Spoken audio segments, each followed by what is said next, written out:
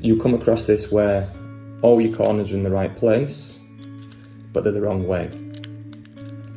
This is your final step.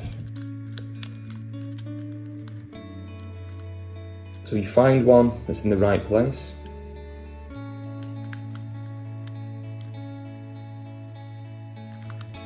Move it out of the way.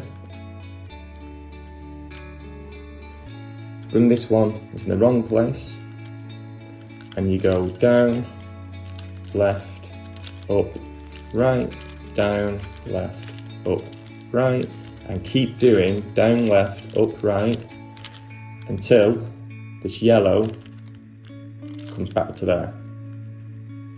Then you move that one out of the way, find your next one that's wrong, and do it again. Down, left, up, right, down, left, up, right. That one's now correct.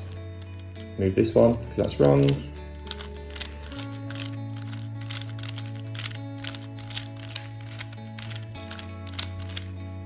Then, they're all in the right place.